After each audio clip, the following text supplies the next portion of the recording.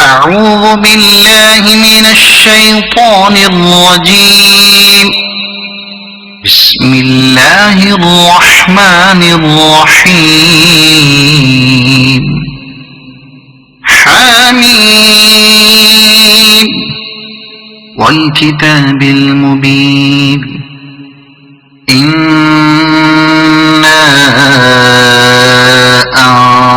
أنزلناه في ليلة مباركة إنا كنا منذرين فيها يفرق كل أمر حكيم أمرا من عندنا إنا كنا مرسلين رحمة من ربك إنه هو السميع العليم. رب السماوات والأرض وما بينهما إن كنتم موقنين لا إله إلا هو يحيي ويميت ربكم ورب آبائكم الأولين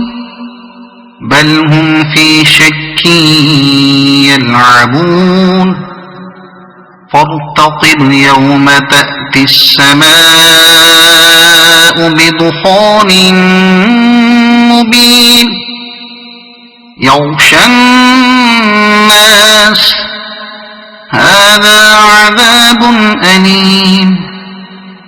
ربنا اكشف عنا العذاب إنا مؤمنون أنى لهم الذكرى وقد جاءهم رسول مبين ثم تولوا عنه وقالوا معلم مجنون إنا كاشف العذاب قليلا إنكم عائدون يوم نبطش البطشة الكبرى إنا منتقمون ولقد فتنا قبلهم قوم فرعون وجاءهم رسول كريم أن أدوا إلي عباد الله إني لكم رسول أمين وألا تعلوا على الله إني آتيكم بسلطان مبين وإني عذت بربي وربكم أن ترجمون وإن لم تؤمنوا لي فاعتزلون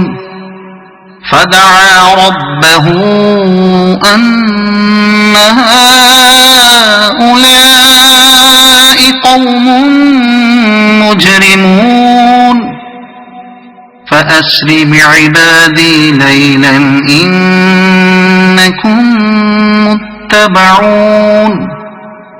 واترك البحر رهوا إنهم جند مغرقون كم تركوا من جنات وعيون وزروع ومقام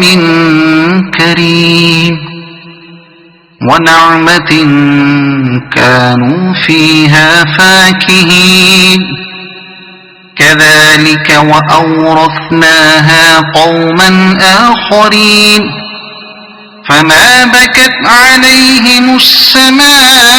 السماء والأرض وما كانوا منظرين ولقد نجينا بني إسرائيل من العذاب المهين من فرعون إنه كان عاليا من المسرفين ولقد اخترناهم على علم على العالمين وآتيناهم من الآيات ما فيه بلاء مبين إن هؤلاء ليقولون إن هي إلا موتتنا الأولى وما نحن بمنشرين فأتوا بآبائنا إن كنتم صادقين أهم خير أم قوم تبع والذين من قبلهم أهلكناهم إنهم كانوا مجرمين وما خلقنا السماوات والأرض وما بينهما لاعبين ما خلقناهما إلا بالحق ولكن أكثرهم لا يعلمون إن يوم الفصل ميقاتهم أجمعين يوم لا يغني مولا عن مولا شيئا ولا هم ينصرون إلا من رحم الله